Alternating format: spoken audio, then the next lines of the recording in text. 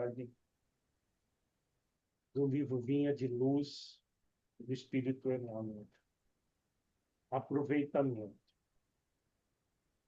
Medita estas coisas, ocupa-te nelas, para que o teu aproveitamento seja manifesto a todos. Paulo, 1 Timóteo, capítulo 4, versículo 15. Geralmente, o primeiro impulso dos que ingressam na fé constitui a preocupação de transformar compulsoriamente os outros. Semelhante propósito, às vezes, raia pela imprudência e pela obsessão. O novo crente flagela a quantos lhe ouvem os argumentos calorosos, azurragando costumes, condenando ideias alheias e violentando situações, esquecido de que a experiência da alma é laboriosa e longa e de que há muitas esferas de serviço na casa de nosso Pai. Aceitar a boa doutrina, decorar-lhe as fórmulas verbais e estender-lhe os preceitos são tarefas importantes, mas aproveitá-la é essencial.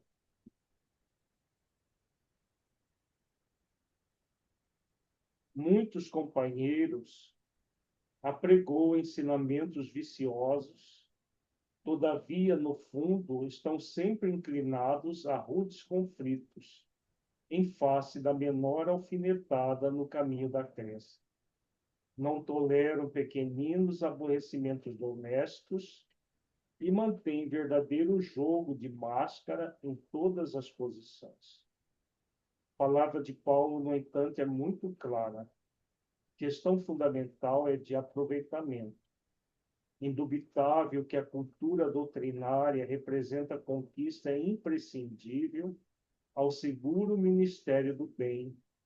Contudo, é imperioso reconhecer que se o coração do crente ambiciona a santificação de si mesmo, a caminho das zonas superiores da vida, é indispensável se ocupe nas coisas sagradas do Espírito, não por vaidade, mas para que o seu justo aproveitamento seja manifesto a todos. Vamos elevar os nossos pensamentos a Jesus, rogar a Ele que nos abençoe a todos nesta noite. Mestre, amigo, abençoe-nos, Senhor, e mais este encontro reflexivo dessa obra monumental que é o livro Nosso Lar. E tantas revelações nos traz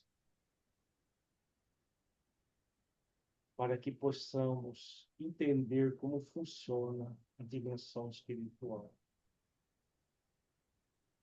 Ampare-nos, Senhor, para que possamos refletir, sobretudo, nos ensinamentos morais que essa obra tão valiosa nos traz. Ampara-nos em nossas reflexões, para que possamos aplicar em nossas vidas todo esse conteúdo. Ser conosco hoje e sempre, Senhor. Gratidão por tudo, gratidão pela vida. Assim seja.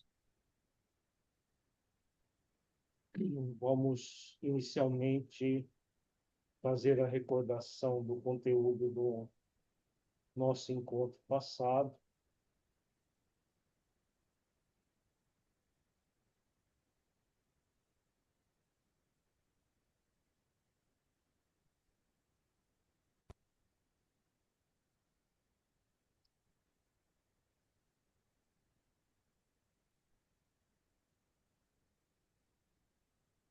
No nosso encontro passado, nós estudamos o capítulo 35, Encontro Singular. esse encontro, André Luiz encontra. O som está baixo, deixa eu ver se. Às vezes ele desconfigura aqui.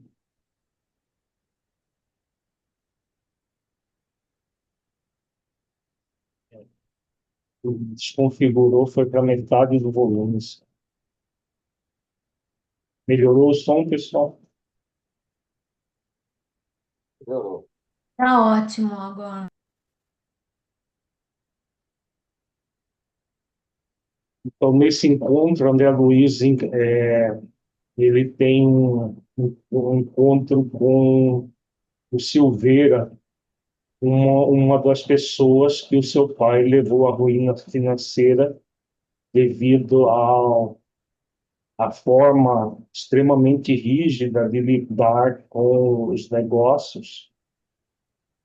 Esse Silveira perdeu tudo que tinha, juntamente com a sua família, ficou pobre, e André Luiz incentivou de forma muito intensa o seu pai a fazer aquilo que ele acabou fazendo, levando à ruína financeira da família. E o Silveira diz que aquilo serviu para o aprimoramento espiritual de toda a família, que acabou não sendo um mal para a família.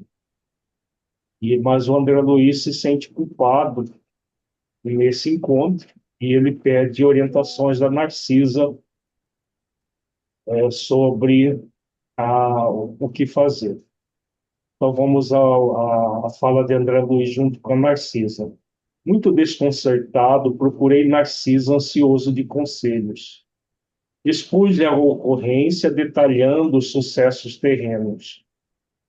Ela ouviu-me com paciência e observou carinhosamente. Não estranho o fato. Vi-me há tempos nas mesmas condições. Obrigada, querido. Já tive a felicidade de encontrar por aqui o maior número das pessoas que ofendi no mundo. Sei hoje que isso é uma bênção do Senhor, que nos renova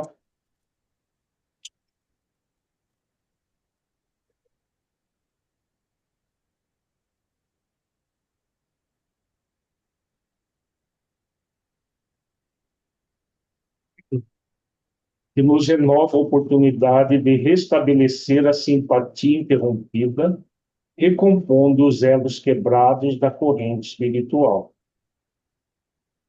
E, tornando-se mais categórica no ensino, perguntou: aproveitou você o belo ensejo?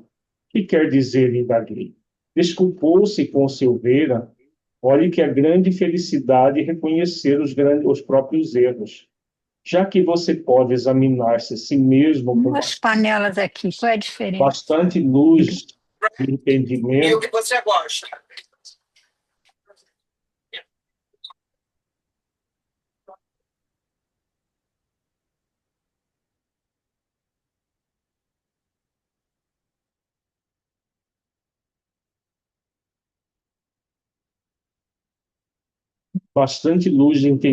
identificando-se como um antigo ofensor, não perca a oportunidade de se fazer amigo. Vá, meu caro, e abrace-o de outra maneira. Aproveite o momento, porque o Silveira é ocupadíssimo. Talvez não se ofereça tão cedo outra oportunidade. Então, essa orientação da Narcisa, né, para ele que estava se sentindo culpado, que buscasse o perdão do Silveira.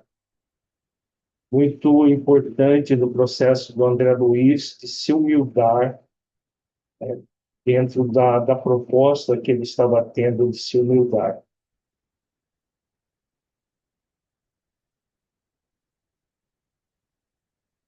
Não mais vacilei, corri ao encontro de Silveira e falei-lhe abertamente, rogando perdoasse a meu pai e a mim as ofensas e os erros cometidos.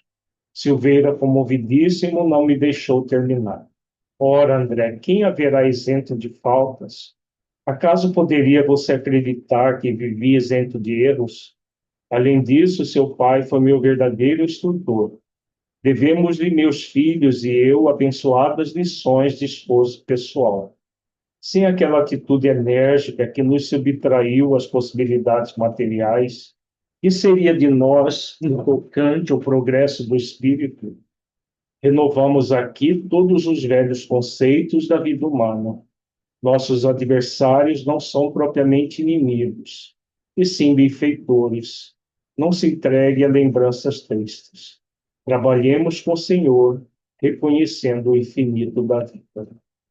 Nós vemos aqui a generosidade do Silveira, né, colocando dessa forma que acabou sendo bom para a família e desculpando, né, perdoando os adversários, o pai da Ana Luísa e ele próprio. E fixando emocionado os meus olhos úmidos, afagou-me paternalmente e rematou: não perca tempo com isso. Breve quero ter a satisfação de visitar seu pai junto de você. Abracei então em silêncio, experimentando alegria nova em minha alma. Pareceu-me que num dos escaninhos escuros do coração se me acendera a divina luz para sempre. Esse é o resultado do exercício de virtudes, né? Quando nós exercitamos virtudes, nós estamos produzindo luz para nós mesmos.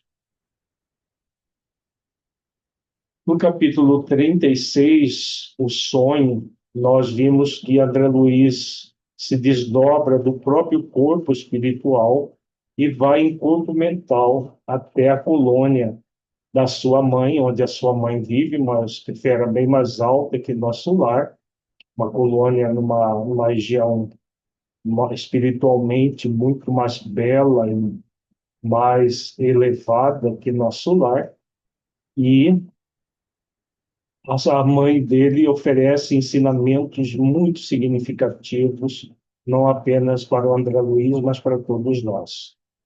O Evangelho de Jesus, meu André, continua amorosamente. Lembra-nos que a maior alegria em dar que em receber. Aprendamos a concretizar semelhante princípio no esforço diário a que formos conduzidos pela nossa própria felicidade. Dá sempre, filho meu.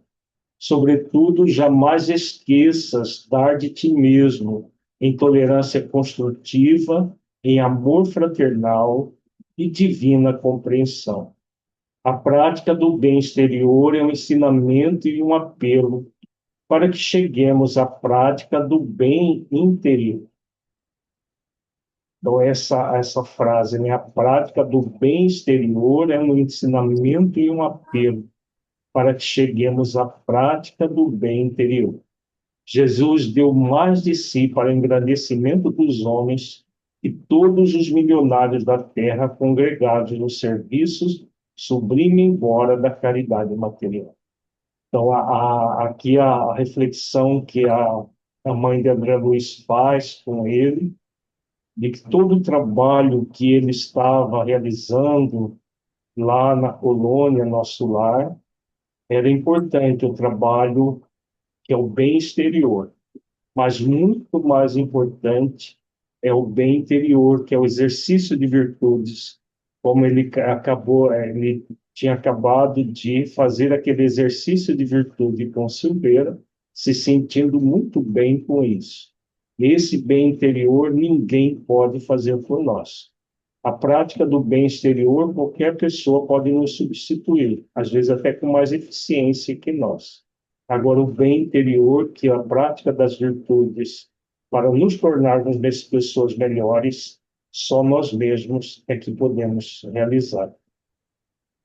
Não te envergonhes de amparar os chaguentos e esclarecer os loucos que penetrem as câmaras de identificação, onde identifiquei espiritualmente teus serviços a noite passada. Trabalha, meu filho, fazendo bem. Em todas as nossas colônias espirituais, como nas esferas do globo, vivem almas inquietas, ansiosas de novidades e distração.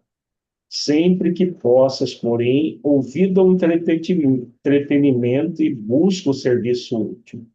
Assim como eu, indigente como sou, posso ver em espírito teus esforços em nosso lar e seguir as mágoas de teu Pai nas zonas umbralinas, Deus nos vê e acompanha a todos, desde o mais lúcido embaixador de sua bondade aos últimos seres da criação, muito abaixo dos vermes da terra. Então, aqui a mãe de André Luiz fala, ela continua refletindo com ele sobre o bem, o bem externo e o bem interno, e fala da capacidade de visão à distância. Ela, como um simples espírito, consegue ver o que ele estava fazendo em nosso lar e, ao mesmo tempo, o pai dele nas zonas umbralinas. E compara isso com a capacidade de Deus, que é todo-poderoso, onisciente, onipresente.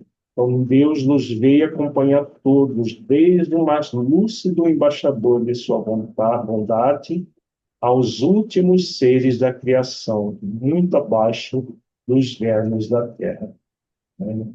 Mostrando a onipresença de Deus e a benevolência de Deus para com todas as suas criaturas.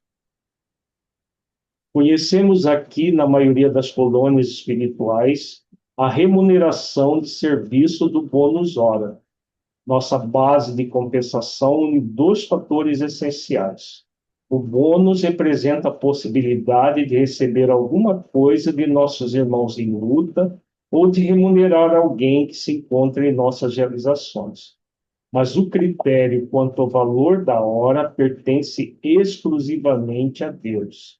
Na bonificação exterior, pode haver muitos erros de nossa personalidade falível, considerando nossa posição de criaturas em labores de evolução, como acontece na Terra. Mas o Oi, 9.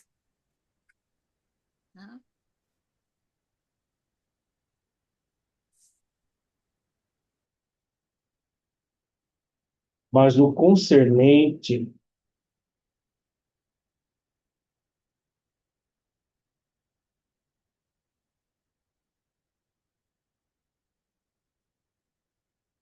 ao conteúdo espiritual da hora, a correspondência direta entre o servidor e as forças divinas da criação.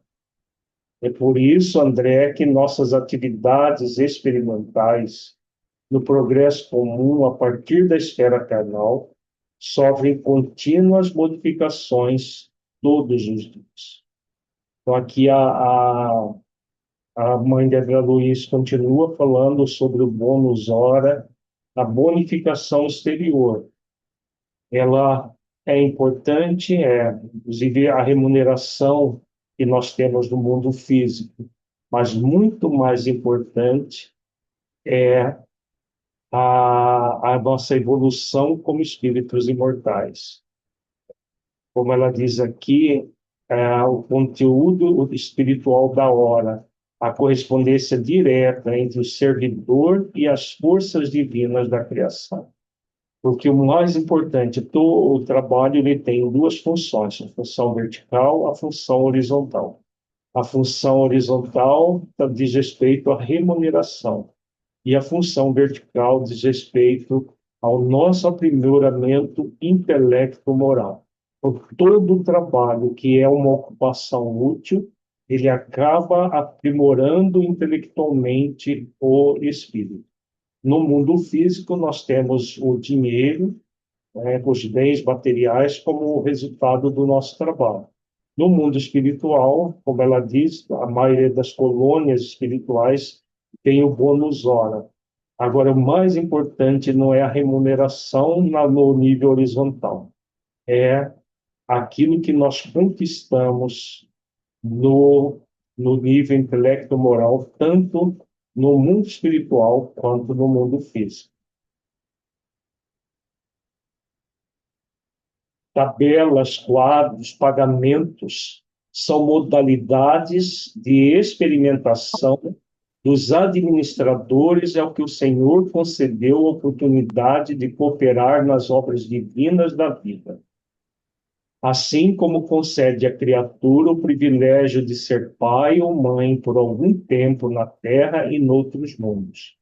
Todo administrador sincero é cioso dos serviços que lhe competem. Todo pai consciente está cheio de amor gelado. Deus também, meu filho, é administrador vigilante e pai devotadíssimo. A ninguém esquece, reserva-se o direito de entender-se com o trabalhador quanto ao verdadeiro proveito no tempo de serviço. Toda compensação exterior afeta a personalidade e a experiência, mas todo valor de tempo interessa a personalidade eterna, aquela que permanecerá sempre em nossos círculos de vida, em marcha para a glória de Deus. É por essa razão que o Altíssimo concede sabedoria ao que gasta tempo em aprender e dá mais vida e mais alegria que sabem. Então, reflexões muito profundas que a a mãe de André Luiz proporciona para todos nós nessa função espiritual do trabalho em qualquer área que nós realizemos.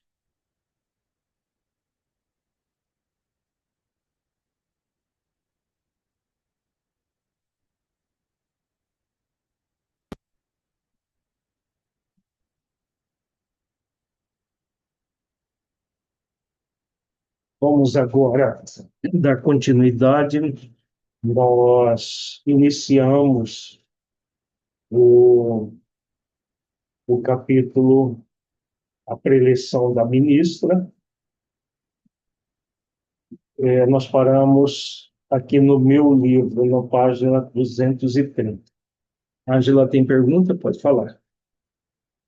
Então, doutora Líria, é um pouquinho sobre o caso do André Luiz com Silveira. A orientação da Narcisa, acho que foi a Narcisa, né? Oi, Que né? orientou ele, a Narcisa. Então,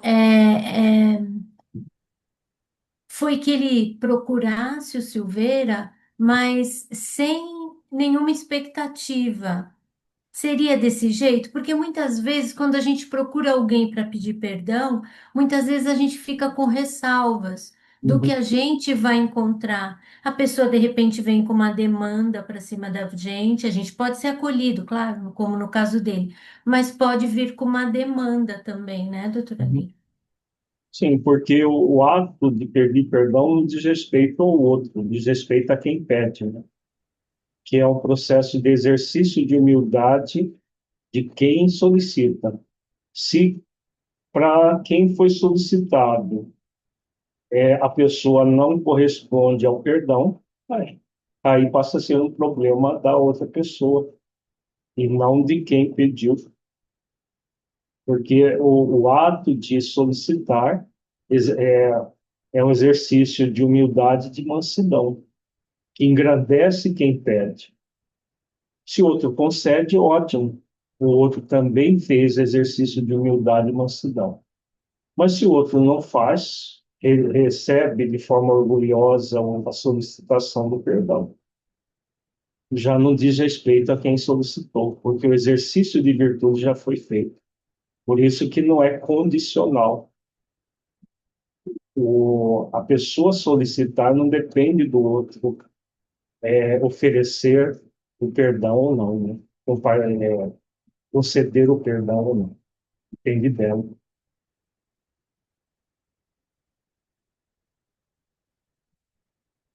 Então, continuemos, nós estamos no capítulo 37.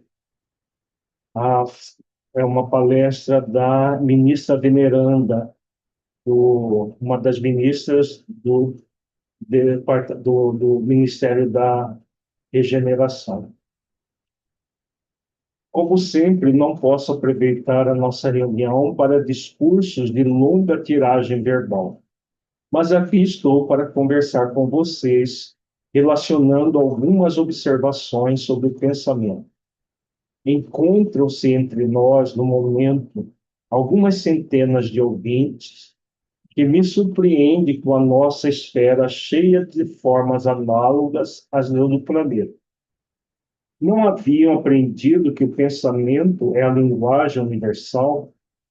Não foram informados de que a criação mental é quase tudo em nossa vida? São numerosos os irmãos que formulam semelhantes perguntas. Todavia, encontraram aqui a habitação, o utensílio e a linguagem terrestres. Esta realidade, contudo, não deve causar surpresa a ninguém. Não podemos esquecer que temos vivido até agora, referindo-nos à existência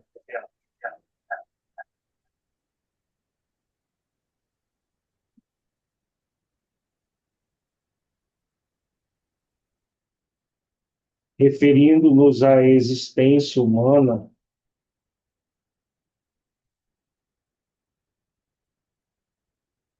em velhos círculos de antagonismos vibratórios.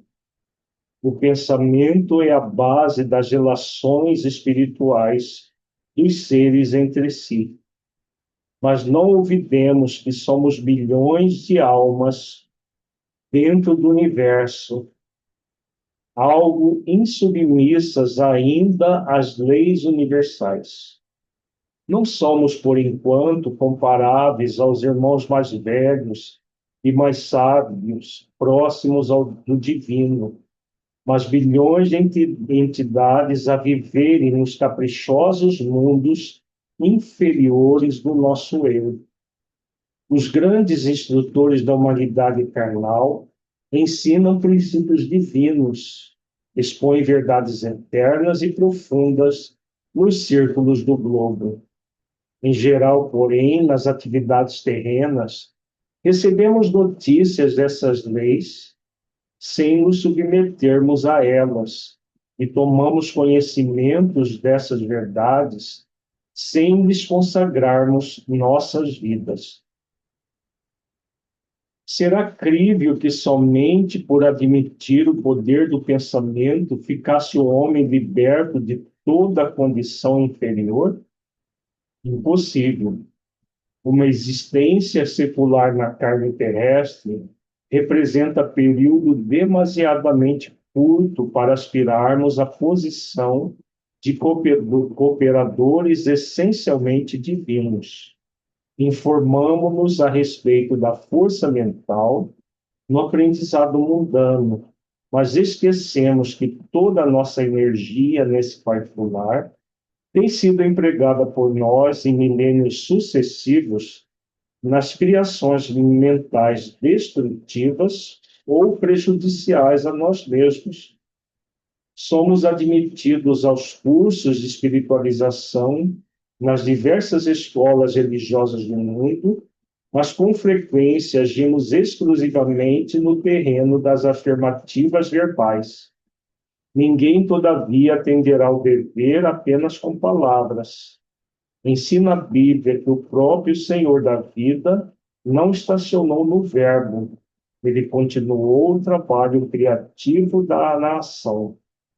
Todos sabemos que o pensamento é força essencial, mas não admitimos nossa milenária viciação no desvio dessa força. Ora, é coisa sabida que um homem é obrigado a alimentar os próprios filhos.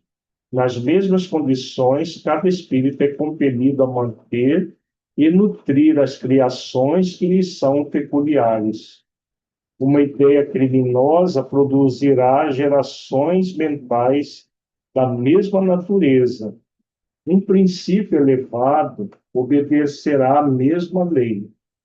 Recorramos ao símbolo mais simples. Após elevar-se às alturas, a água volta purificada, veiculando vigorosos fluidos vitais, no orvalho protetor ou na chuva benéfica. Conservemo-la com os detritos da terra e falaemos habitação de micróbios destruidores. O pensamento é força viva em toda parte. É a atmosfera criadora que envolve o pai e os filhos, a causa e os efeitos, no lar universal. Nele transformam-se homens em anjos, a caminho do céu, ou se fazem gênios diabólicos, caminho do inferno. Aprende vocês a importância disso. Certo, nas mentes envolvidas entre os desencarnados e encarnados, basta o intercâmbio mental sem necessidade das formas. E é justo destacar que o pensamento em si é a base de todas as mensagens silenciosas da ideia, os maravilhosos planos da intuição entre os seres de toda espécie. Dentro desse princípio, o espírito que haja vivido exclusivamente em França poderá comunicar-se no Brasil, pensamento a pensamento, prescindindo de forma verbalícia especial, que nesse caso será sempre a do receptor, mas isso também exige afinidade pura. Não estamos, porém, nas esferas de absoluta pureza mental, onde todas as criaturas têm afinidades entre si. Afinamo-nos uns com os outros em núcleos insulados e somos compelidos a prosseguir nas construções transitórias da Terra, a fim de regressar aos círculos planetários com maior bagagem evolutiva.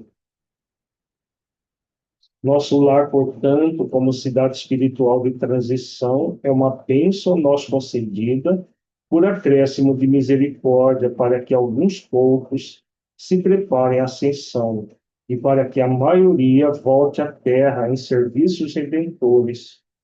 Compreendamos a grandiosidade das leis do pensamento e submetamo-nos a elas desde hoje. Depois de longa pausa, a ministra sorriu para o auditório e perguntou: quem deseja aproveitar? Muito interessante a fala da ministra veneranda, né? Curta, mas muito profunda. Ela fala basicamente que a natureza não dá saltos e que a vida espiritual em colônias de transição, como o nosso lar, é muito semelhante à Terra. Por quê? São espíritos ainda em transição, como ela diz, a maioria reencarna com o objetivo de aprimoramento diretamente da colônia, e não teria como ser diferente, porque ainda se tem na Terra, mesmo entre nós espíritas, em outras religiões, a ideia do mundo espiritual é extremamente infantil, né? Muito pueril.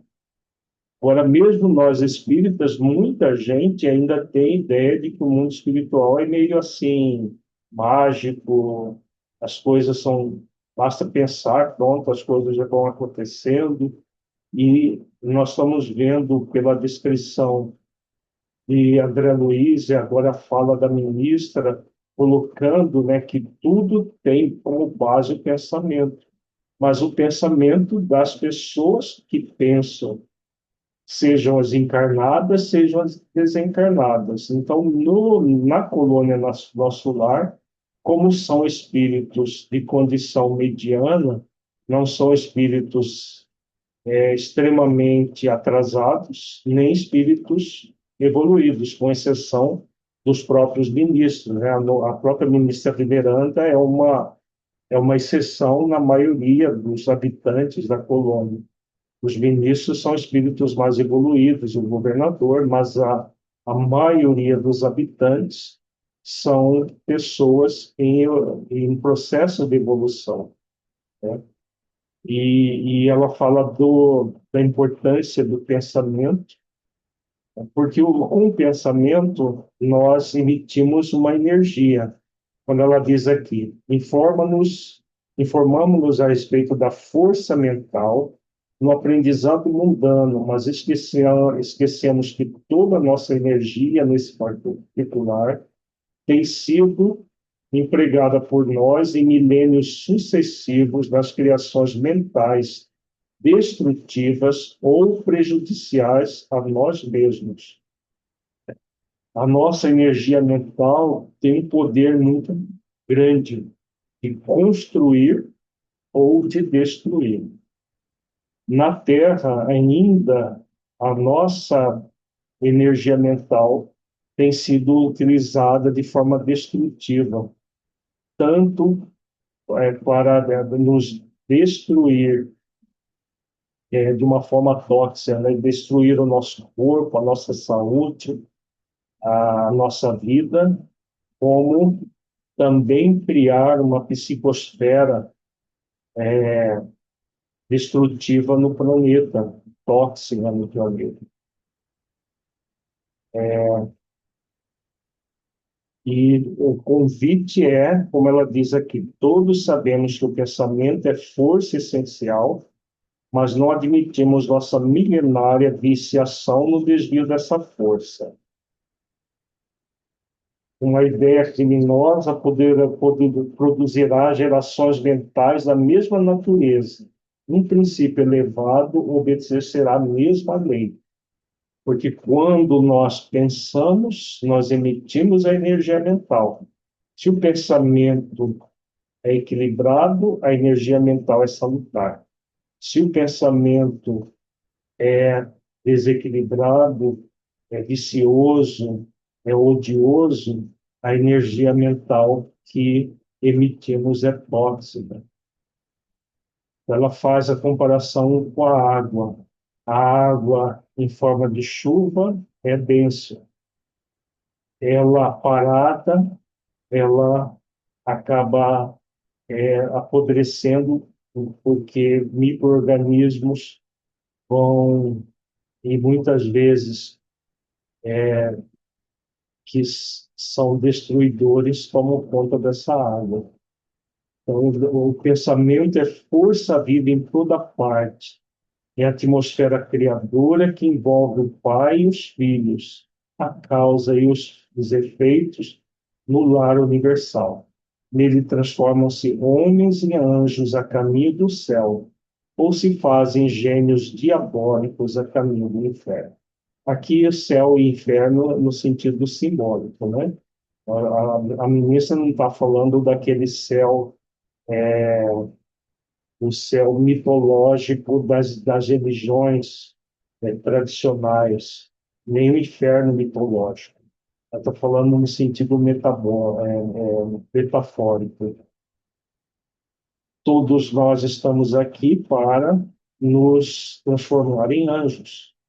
Anjo no sentido do espírito puro, o espírito que se purifica gradualmente até se tornar um espírito puro.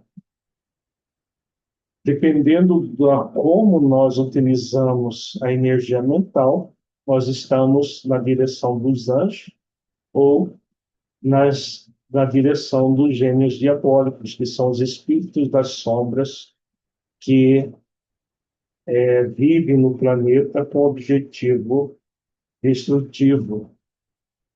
Então, a escolha sempre será nossa de ir numa direção ou noutra. Então, por isso que na colônia Nosso Lar, aqui ela fala da língua também, comunica-se em português, que é a língua do Brasil, né? Uma colônia espiritual na França comunica-se em francês. Um francês poderia vir para o Brasil e se comunicar pelo pensamento, se encontrasse afinidade com as pessoas, eles poderiam se comunicar pelo pensamento. Um francês vindo de uma colônia espiritual da França para Nosso Lar poderia se comunicar pelo pensamento, sim.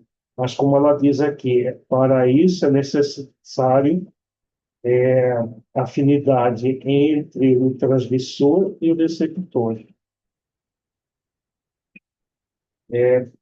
Então, as colônias espirituais menos evoluídas, a comunicação ainda se dá de forma verbal, somente nas esferas mais altas, como ela diz aqui, nas esferas de absoluta pureza mental, aí a comunicação deve se dar apenas pelo nível do pensamento, sem necessidade da palavra. E é bem a questão da colônia de transição, que é semelhante ao que temos no mundo físico. Na verdade, como os benfeitores dizem, o que nós temos no mundo físico é cópia imperfeita daquilo que existe em colônias de transição, como o nosso lar. Alguma reflexão mais, perguntas sobre a fala da veneranda? Logo após, suave música encheu o recinto de cariciosas melodias. Veneranda conversou ainda por muito tempo, revelando amor e compreensão, delicadeza e sabedoria. Sem qualquer solenidade nem gestos para evidenciar o término da conversação, findou a palestra com uma pergunta graciosa. Quando vi os companheiros levantarem-se para as despedidas, ao som da música habitual, indaguei-lhe Narcisa, surpreendida. Que é isso? Acabou a reunião? A enfermeira bondosa esclareceu sorridente. A ministra veneranda é sempre assim. Finaliza a conversação em meio do nosso maior interesse. Ela costuma afirmar que as preleções evangélicas começaram com Jesus, mas ninguém pode saber quando e como terminarão.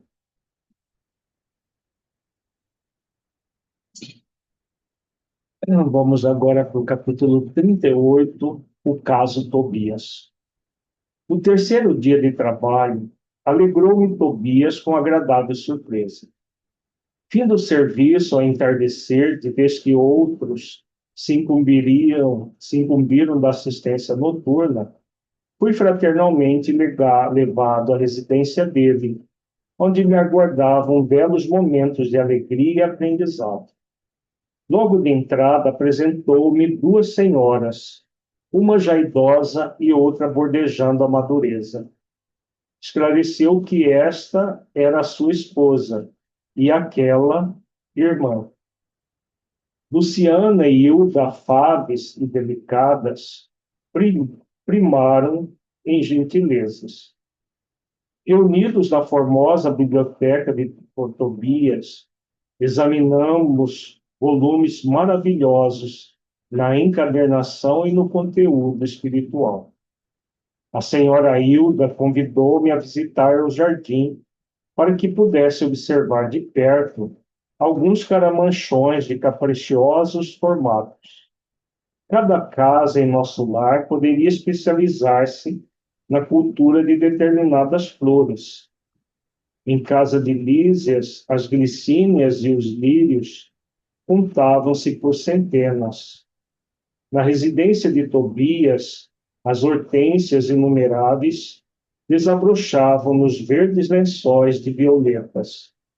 Belos caramanchões de árvores dedicadas, recordando o bambu ainda novo, apresentavam no alto uma trepadeira interessante, cuja especialidade é unir frondes diversas, à guisa de enormes laços floridos, na verde cabeleira das árvores, formando o gracioso teto.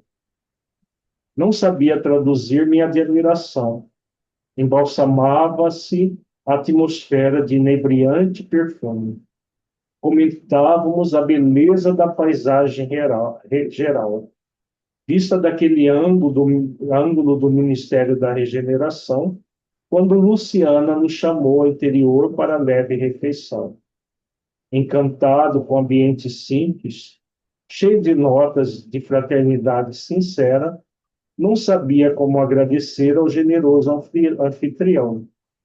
A certa altura da palestra amável, Tobias acrescentou sorridente: O meu amigo, a bem dizer, é ainda novato em nosso ministério e talvez desconheça o meu caso familiar. Sorri ao mesmo tempo as duas senhoras, e observando minha silenciosa interpelação, o dono da casa continuou. Aqui temos numerosos núcleos nas mesmas condições. Imagine que fui casado 2 vezes. Indicando as companheiras de sala, prosseguiu num gesto de bom humor. Creio nada precisar esclarecer quanto às esposas. Assim, murmurei extremamente confundido. Quer dizer que as senhoras Hilda e Luciana compartilharam das suas experiências na Terra? Isso mesmo, respondeu tranquilo. Nesse ínterim, a senhora Hilda tomou a palavra, dirigindo-se a mim. Desculpe o nosso Tobias, irmão André. Ele está sempre disposto a falar do passado, quando nos encontramos com alguma visita de recém-chegados da Terra. Pois não será motivo de júbilo, aduziu Tobias bem-humorado. Vencer o monstro do ciúme interior, conquistando pelo menos alguma expressão de fraternidade real? De fato, objetei, o problema interessa profundamente a todos nós. Há milhões de pessoas nos círculos do planeta em estado de segundas núpcias. Como resolver tão alta questão afetiva considerando a espiritualidade eterna? Sabemos que a morte do corpo apenas transforma sem destruir. Os laços da alma prosseguem através do infinito. Como proceder? Condenar o homem e a mulher que se casaram mais de uma vez? Encontraríamos, porém, milhões de criaturas nessas condições. Muitas vezes já lembrei com interesse a passagem evangélica em que o Mestre nos promete a vida dos anjos, quando se referiu ao casamento na eternidade. Forçoso é reconhecer, todavia, com toda a nossa veneração ao Senhor, atalhou o anfitrião bondoso, que ainda não nos achamos na esfera dos anjos, e sim dos homens desencarnados. Mas como solucionar aqui semelhante situação? Perguntei.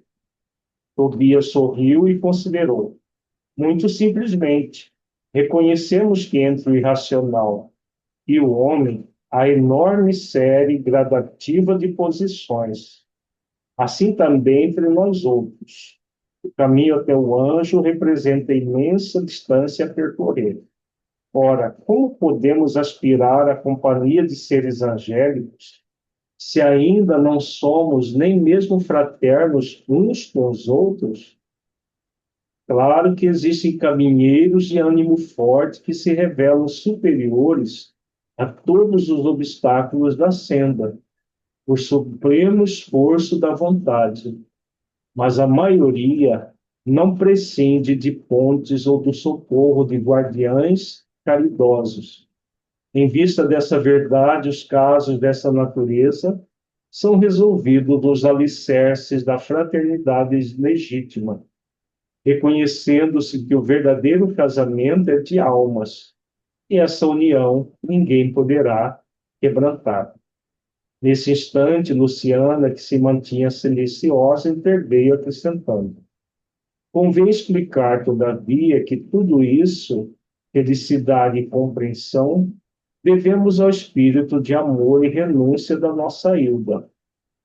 A senhora Tobias, no entanto, demonstrando humildade digna, acentuou. Cale-se, nada de qualidades que não possuo. Buscarei sumariar nossa história, a fim de que nosso hóspede conheça meu doloroso aprendizado. E continuou depois de fixar um gesto de narradora amável. Tobia e eu nos casamos na terra quando ainda muito jovens, em obediência às sagradas afinidades espirituais. Creio desnecessário descrever a felicidade de duas almas que se unem e se amam verdadeiramente no matrimônio. A morte, porém, que parecia enciumada de nossa aventura, subtraiu-me do mundo por ocasião do nascimento do segundo filhinho. Nosso tormento foi então indescritível. Tobias chorava sem remédio, ao passo que eu me via sem forças para sufocar a própria angústia. Pesados dias de umbral abateram-se sobre mim. Não tive remédio senão continuar agarrado ao marido e ao casal de filhinhos, surda a todo esclarecimento que os amigos espirituais me enviavam por intuição. Queria lutar como a galinha ao lado dos pintainhos. Reconhecia que o esposo necessitava reorganizar o ambiente doméstico e que os pequeninos reclamavam assistência maternal. Tornava-se a situação francamente insuportável. Minha cunhada solteira não tolerava as crianças e a cozinheira apenas fingia dedicação. Duas amas jovens pautavam toda a conduta pessoal pela insensatez. Não pôde Tobias adiar a solução justa. E, decorrido um ano da nova situação, desposou Luciana, contrariando meus caprichos. Ah, se soubesse como me revoltei! Semelhava-me a uma loba ferida. Minha ignorância deu até para lutar com a pobrezinha, tentando aniquilá-la. Foi aí que Jesus me concedeu a visita providencial de minha avó materna, desencarnada havia muitos anos. Chegou ela como quem nada desejava. Enchendo-me de surpresa, sentou-se a meu lado, pôs-me em seguida ao colo, como noutro tempo, e perguntou-me lacrimosa: que é isso, minha neta? Que papel é o seu na vida? Você é leoa ou alma consciente de Deus? Pois nossa irmã Luciana serve de mãe a seus filhos, funciona como criada de sua casa, é jardineira do seu jardim, suporta biles do seu marido e não pode assumir o lugar provisório de companheira de lutas ao lado dele? É assim que o seu coração agradece os benefícios divinos e remunera aqueles que o servem? Quer você uma escrava e despreza uma irmã? Hilda, Hilda, onde está a religião do crucificado que você aprendeu? Oh, minha pobre neta, minha pobre, abracei-me então em lágrimas com a velhinha santa e abandonei o antigo ambiente doméstico, vindo em companhia dela para os serviços de nosso lar. Desde essa época, tive em Luciana mais uma filha. Trabalhei então intensamente. Consagrei-me ao estudo sério, ao melhoramento moral de mim mesma. Busquei ajudar a todos, sem distinção, em nosso antigo lar terrestre. Constituiu Tobias uma família nova, que passou a me pertencer igualmente pelos sagrados laços espirituais. Mais tarde, voltou ele, reunindo-se a mim, acompanhado de Luciana, que veio também ter conosco, para nossa completa alegria. E aí tem, meu amigo, a nossa história. Muito interessante, né? A história da, I- da Hilda e da Luciana. Essa história já ajudou a André Luiz mais tarde a encontrar com a esposa viúva e o novo companheiro dela, né? Ah, é uma situação bem comum no livro Entre a Terra e o Céu. André Luiz fala de um caso semelhante da viúva que se torna obsessora da família nova. né, da nova esposa, por um processo de exclusivismo, de egoísmo muito forte. Essa situação que a Hilda viveu é muito comum, de permanecer no lar, não para auxiliar, mas para perturbar, um processo obsessivo de, não por uma questão de vingança do passado, mas por ciúme. Ainda é muito comum na Terra tanto na situação de viuvez feminina quanto masculina. André Luiz, ele experimenta isso, a mesma tortura, ele só não caiu e ficou num processo obsessivo por causa desses ensinamentos que ele teve antes de, de visitar a própria família. Né? Nos últimos capítulos do Nosso Lar, nós vamos ver isso. O ciúme devorador, né? O ciúme que é o filho do egoísmo, que leva a pessoa, mesmo desencarnada, né, morta, na verdade, ela morreu, mas não desencarnou, porque ficou apegada à própria situação anterior, querendo viver a vida encarnada, sendo uma pessoa que já está na dimensão espiritual. E o auxílio dos benfeitores, né? Muitas vezes acontece desse processo, desse esclarecimento acontecer em reuniões mediúnicas, mas os espíritos não precisam de reunião mediúnica. No caso dessa avó, a própria avó conseguiu esclarecer a neta. No livro Entre a Terra e o Céu, um espírito chamado Clara, especialista em amor, que vem para esclarecer a, a, a viúva que estava obsidiando a nova esposa do marido dela, né, do ex-marido, né, que tinha. E eles têm um bom fala. Você respondeu, boa noite, você respondeu ao longo da... Eu ia fazer mesmo essa pergunta. Por que para o André Luiz, embora ele tenha solicitado várias vezes para os benfeitores retornar lá na família, né? Ele gostaria de visitar a família e não lhe foi permitido. Talvez porque ele já tivesse num processo de arrependimento e nesse outro caso que você falou, que ela relatou ali, ela se tornou uma obsessora, porque ele correu um sério risco também de se tornar um obsessor da família. O que diferencia o caso do...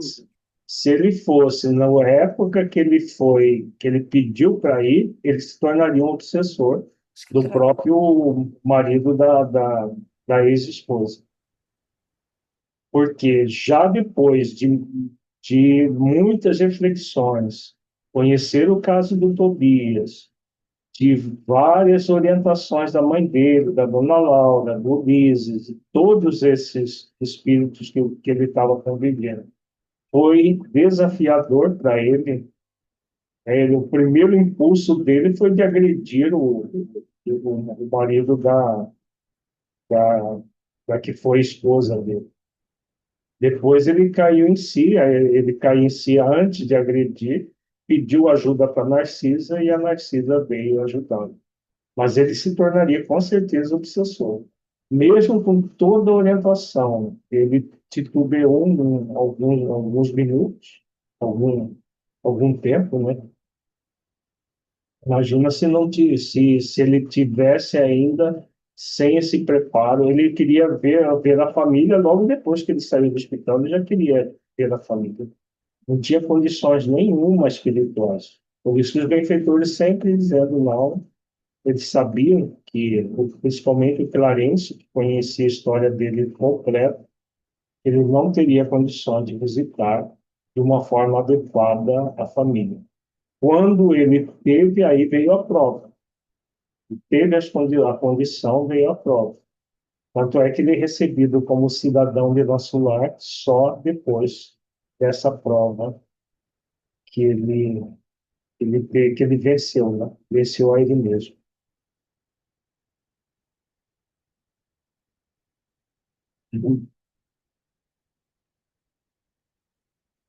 Luciana, contudo, tomou a palavra e observou. Não disse ela, porém, quanto se tem sacrificado ensinando-me com exemplos? Que dizes, filha? Perguntou a senhora Tobias, acariciando-lhe a besta. Luciana sorriu e ajuntou. Mas graças a Jesus e a ela aprendi que há casamentos de amor, de fraternidade, de provação, de dever, e no dia em que Hilda me beijou, perdoando-me, senti que meu coração se libertara desse monstro que é o ciúme inferior. O matrimônio espiritual realiza-se alma com alma, representando os demais simples conciliações indispensáveis à solução de necessidades ou processos retificadores, embora todos sejam sagrados.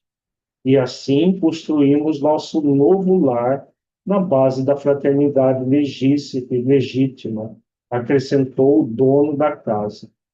Aproveitando o ligeiro silêncio que se fizera, indaguei. Mas como se processa o casamento aqui? Pela combinação vibratória, esclareceu Tobias atencioso. Ou então, para ser mais explícito, pela afinidade máxima ou completa. Incapaz de soltar a curiosidade, esqueci a lição de bom tom e interroguei. Mas qual a posição da nossa irmã Luciana neste caso? Antes, porém, que os cônjuges espirituais respondessem, foi a própria interessada que explicou. Quando desposei Tobias, viúvo, já devia estar certa de que, com todas as probabilidades, meu casamento seria uma união fraternal acima de tudo. Foi o que me custou a compreender. Aliás, é lógico que se os consortes padecem inquietação, desentendimento, tristeza, estão unidos fisicamente, mas não integrados no matrimônio espiritual. Queria perguntar mais alguma coisa, entretanto, não encontrava palavras que revelassem a ausência de pertinente descrição. A senhora Hilda, contudo, compreendeu meu pensamento e explicou. Fique tranquilo, Luciana está em pleno noivado espiritual. Seu nobre companheiro de muitas etapas terrenas precedeu há alguns anos, regressando ao círculo carnal. No ano próximo, ela seguirá igualmente ao seu encontro. Creio que o momento feliz será em São Paulo. Sorrimos todos alegremente. Nesse instante, Tobias foi chamado à pressa para atender um caso grave nas câmaras de retificação. Era preciso, desse modo, encerrar a palestra. Então, uma das coisas que mais prejudica a relação conjugal é exatamente o ciúme, né? Então, como ela diz aqui, o ciúme é o monstro que é o ciúme inferior.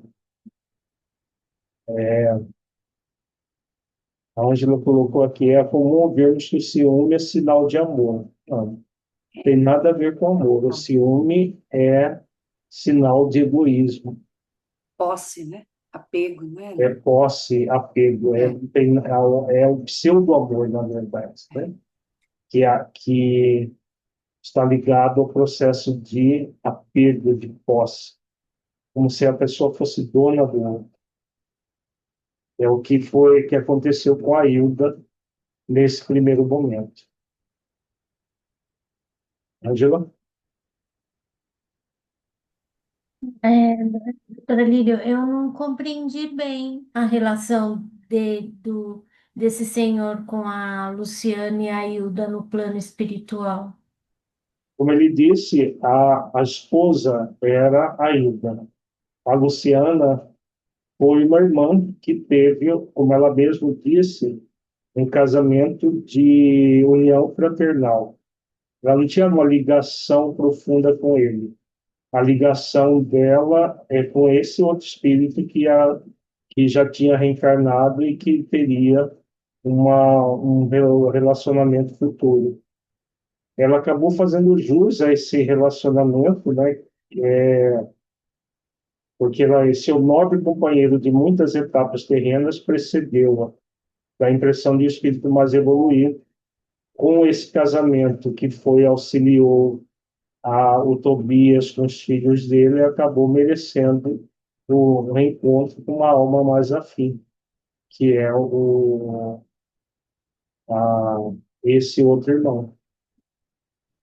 Então, ela vivia na condição de irmã de Tobias, não de esposa, né? Aí, porque no mundo espiritual não existe relação sexual, não é, vamos supor, o Tobias com duas esposas, um relacionamento como se ele fosse bígamo no mundo espiritual. Na realidade, não é. Não existe isso, né? Porque não é uma relação apenas de afinidade de alma para alma, que é diferente no mundo físico. Ter duas mulheres no mundo físico ou dois maridos é bigamia, né? Ou poligamia, e isso é contra as leis divinas. Já ela convivia na casa provavelmente ela não tinha bônus horas suficiente para comprar uma casa. Você lembra que a casa é adquirida com bônus hora? Então ela já estava preparando para... Ela era mais idosa, reencarnou idosa, estava preparando para reencarnar. Ela já ia reencarnar quase que imediatamente a desencarnação.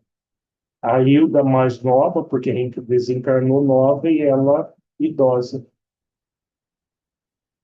Então, dá a impressão que ela desencarnou e pouco tempo depois ela iria reencarnar. Então, morava na mesma casa que provavelmente foi a Hilda que adquiriu. E estava tudo programado, né? Para Tá? ela encontrar Sim, a outra foi pessoa feita e essa programação desse é, novo casamento, que aí seria um casamento de almas afins. Como o do Tobias da Hilda foi um casamento de almas afins. É chamado também de alma gêmea, mas o termo alma gêmea é errôneo porque dá a impressão de espíritos que vão se unir para sempre, né? São almas afins que evoluem assim em conjunto. Inês? Boa noite a todos. Antigamente, acontecia isso até em plano encarnado, né? Tem histórias assim, aqui nos Estados Unidos, no caso, no Brasil e na Europa. Às vezes a pessoa havia muito o desencarne da mulher no parto, na hora do parto. Então a pessoa ficava aquela família, às vezes, com 3, 4 filhos, homem com 3, 4 filhos, e precisava de uma esposa, e o próprio lugarejo via, às vezes era até uma irmã da que morreu, e casava, e era um casamento justamente assim, de amizade, para ajudar com os sobrinhos e tudo. Ela não tinha namorado, e ficava esses. Eu cheguei a conhecer gente assim, era um relacionamento de irmandade, sabe? Bem, Verdade. bem, bem interessante, até no plano encarnado. E quanto ao ciúme que foi citado, quer dizer, o sentimento, seja casamento ou seja amizade, porque tem amizade também que se torna possessivo, ciumento e possessiva. Então, o sentimento é o mesmo, é possessão. Sim. Possessão, controle. Ok, obrigada. Hilda? Eu estou me lembrando aqui do Dr. Bezerra de Menezes, não é? Ele contraiu segundas núpcias Sim. também. Se eu não me engano, foi com a cunhada dele, com a irmã da esposa. Uhum. Eu preciso até confirmar Isso isso, mas eu como tenho. diz a Inês, era muito comum mesmo. Era. E ele ainda teve depois 7 filhos. Teve muitos filhos com a segunda esposa, Dr. Bezerra de Menezes. Seu Clareiro, que foi presidente da federação, ele casou com a irmã, a esposa morreu, ele casou com a irmã da esposa. É. É esse sentimento Hoje de eles devem estar com as continuidade. duas no mundo espiritual. Eu não sei que bom. Mas deve ser um caso muito parecido com a do Tobias, seu Prainho. Fundou a Federação Espírita Baterudas. Acho que dá tempo da gente começar o 39, ouvindo a senhora Laura. O caso Tobias impressionara-me profundamente. Aquela casa, alicerçada em princípios novos de união fraterna, preocupava-me como assunto obsidente. Afinal de contas, também ainda me sentia senhor do lar terrestre e avaliava quão difícil para mim próprio seria semelhante situação. Aqui ele já está antevendo o que ele ia esperar, né? Teria coragem de proceder como Tobias, imitando-lhe a conduta? Admitia que não. A meu ver, não seria capaz de aborrecer tanto minha querida Zélia e jamais aceitaria tal imposição por parte de minha esposa. Aquelas observações da casa de Tobias torturavam-me o cérebro. Não conseguia encontrar esclarecimentos justos que pudessem satisfazer-me. Tão preocupado me senti que, no dia imediato, deliberei visitar Lísias num momento de folga. Ansioso de explicações da senhora Laura, a quem votava confiança filial. Recebido com enormes demonstrações de alegria, esperei um momento propício em que pudesse ouvir a mãezinha de Lísias com calma e serenidade. Depois de se ausentarem os jovens a caminho de entretenimentos habituais, expus à generosa amiga o problema que me apoquentava, não sem natural acanhamento. Ela sorriu com a grande experiência da vida e começou a dizer: você fez bem em trazer a questão ao nosso estudo recíproco. Todo problema que torture a alma pede cooperação amiga para ser resolvido. E depois de ligeira pausa, prosseguiu atenciosa. O caso Tobias é apenas um dos inumeráveis que conhecemos aqui e noutros núcleos espirituais que se caracterizam pelo pensamento elevado. Mas choca-nos o sentimento, não é verdade? Atalhei com interesse. Quando nos atemos ao ponto de vista propriamente humanos, essas coisas dão até para escandalizar. Entretanto, meu amigo, é necessário agora sobrepormos a tudo os princípios de natureza espiritual. Nesse sentido, André, precisamos compreender o espírito de sequência que rege os quadros evolutivos da vida. Se atravessamos longa escala de animalidade, é justo que essa animalidade não desapareça de um dia para o outro. Empregamos muitos séculos para emergir das camadas inferiores. O sexo participa do patrimônio de faculdades divinas que demoramos a compreender. Não será fácil para você, presentemente, a penetração no sentido elevado da organização doméstica que visitou ontem. Entretanto, a felicidade ali é muito grande, pela atmosfera de compreensão que se criou entre as personagens do drama terrestre. Nem todos conseguem substituir cadeias de sombra por laços de luz em tão pouco tempo. Mas temos nisso uma regra geral, indaguei. Todo homem, toda mulher que se tenha casado mais de uma vez, estabelece aqui o núcleo doméstico, fazendo-se acompanhar de todas as afeições que hajam conhecido. Esboçando um gesto de grande paciência, a interlocutora explicou: não seja tão radicalista. É indispensável seguir devagar. Muita gente pode ter afeição e não ter compreensão. Não esqueça que nossas construções vibratórias são muito mais importantes que as da Terra.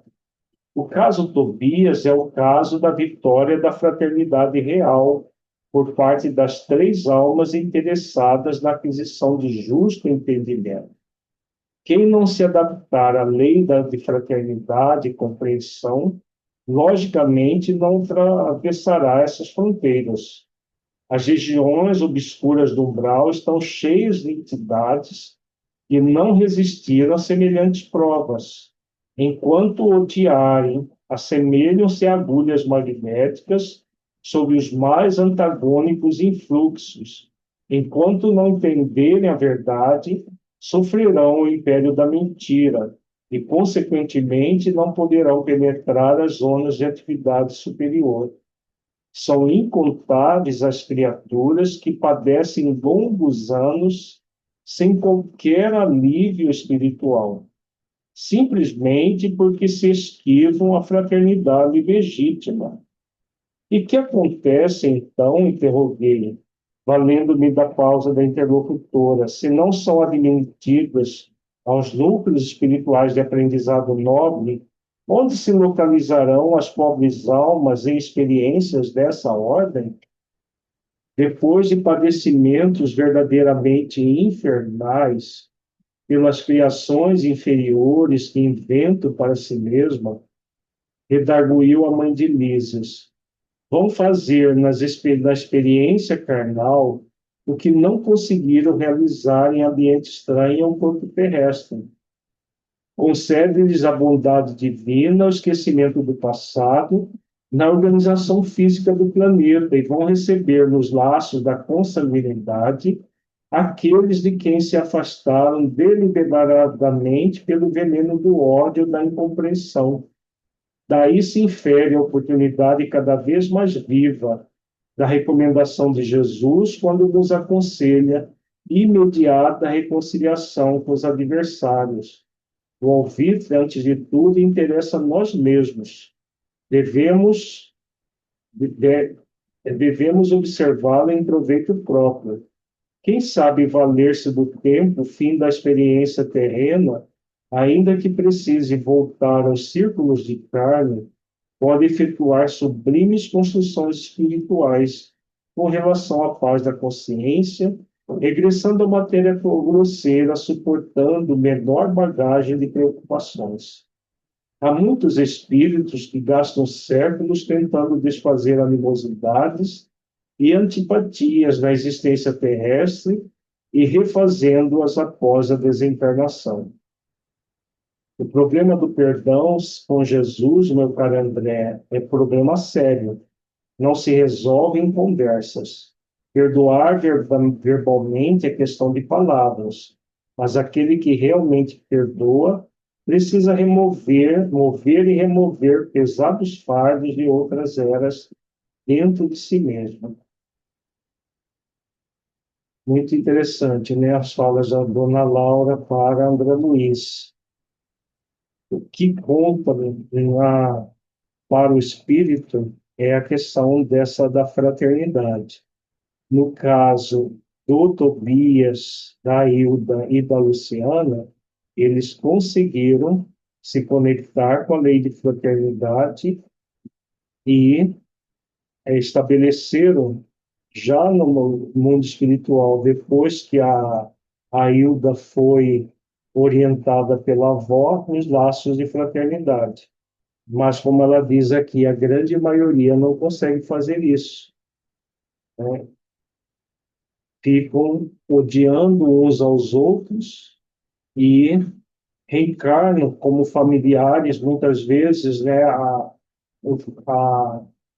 os viúvos ou aqueles que entraram no movimento de ódio podem reencarnar como filhos em outras posições no ambiente familiar, com o objetivo do perdão recíproco depois da animosidade vivida. No caso da Hilda, ela conseguiu, com a ajuda da avó, se libertar do ciúme e acolher a Luciana.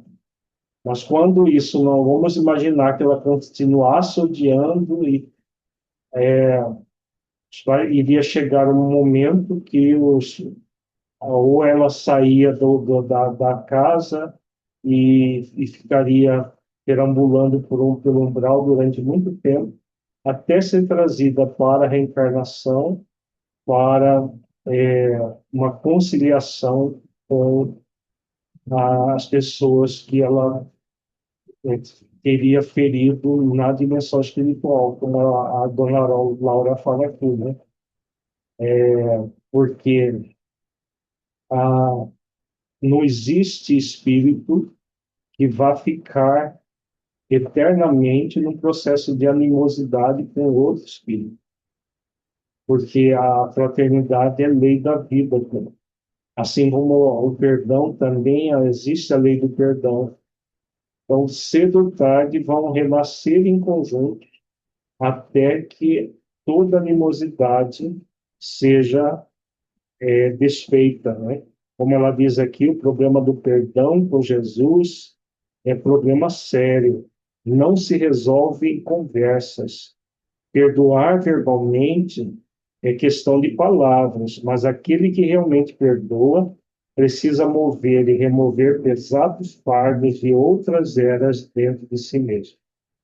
Não há perdão sem exercício de humildade, de mansidão, para uma libertação real, né, porque o perdão não é algo que nós doamos para o outro. O perdão, né, é uma libertação dessa animosidade com o outro. Quem perdoa se liberta. Ângela? Ainda estou com a questão do perdão.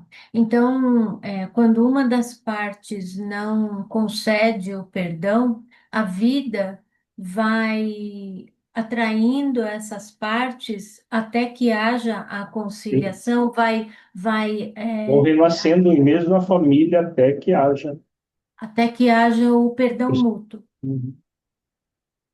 Porque é por isso que a maioria das famílias na Terra ainda são muito conflituosas, porque são espíritos vinculados uns com os outros, não pelo laço de amor, mas pelo laço de ódio, para se transformar em amor. E que poucos se submetem, a maioria fica alimentando o ódio ainda. Por isso que há tanta animosidade nas famílias. Claro que existem aqueles que nós amamos, existem casos, mas é mais raro. A maior parte das vezes são inimigos espirituais encarnados, principalmente num planeta como a Terra, né? Que as expiações... E em posições diferentes, né? Não Sim, necessariamente. Tá. sim, muitas vezes em posições diferentes. Vamos concluir esse capítulo. A experiência do casamento, a essa altura, a senhora Laura silenciou, como quem precisava meditar na amplitude dos conceitos expendidos. Aproveitando o ensejo aduzido. A experiência do casamento é muito sagrada aos meus olhos. A interlocutora não se surpreendeu com a afirmativa e obtemperou. Aos espíritos, ainda em simples experiência animal, nossa conversação não interessa, mas para nós que compreendemos a necessidade da iluminação com Cristo, é imprescindível destacar não só a experiência do casamento, mas toda experiência de sexo por afetar profundamente a vida da alma.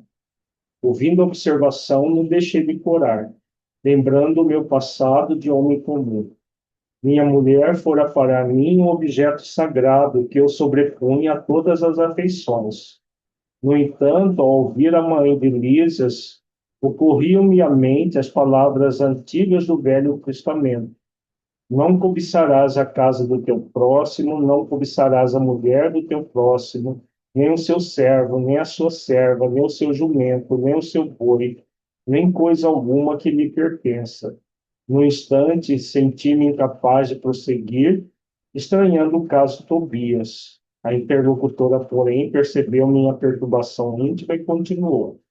Onde o esforço de consertar é tarefa de quase todos, deve haver lugar para muita compreensão e muito respeito à misericórdia divina, que nos oferece tantos caminhos a retificações justas.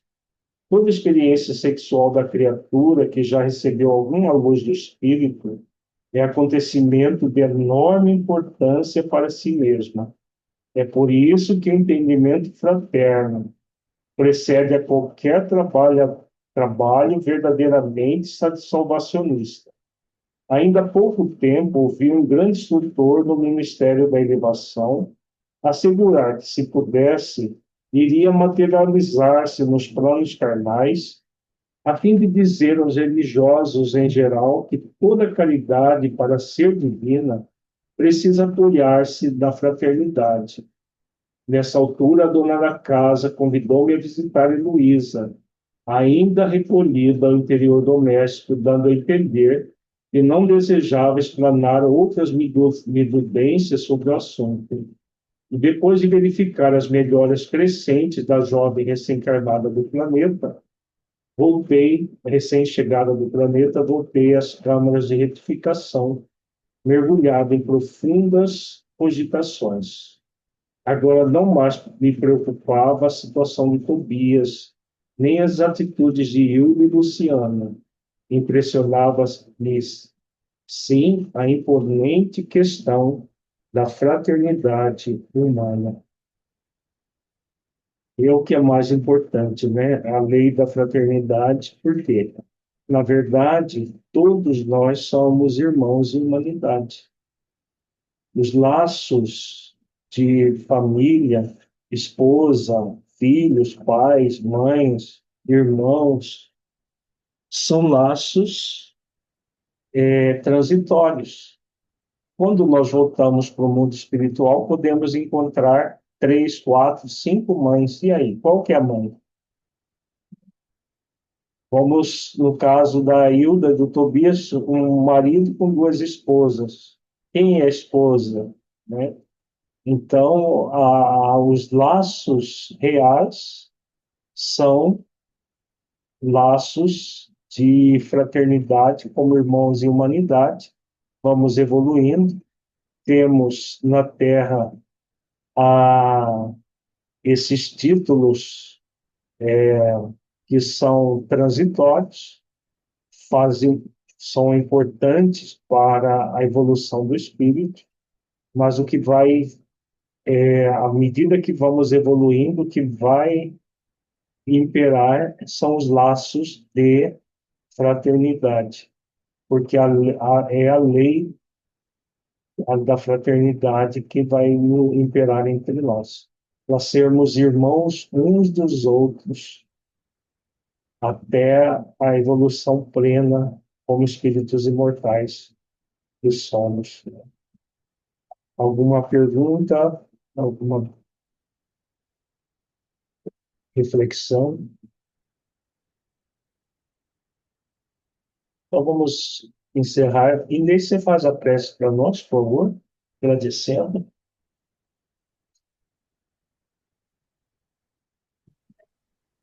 Que vamos mentalizar Jesus, nosso mestre. Gratidão, Jesus, pelos momentos que tivemos, pelos estudos que participamos toda semana, pelas orientações que recebemos.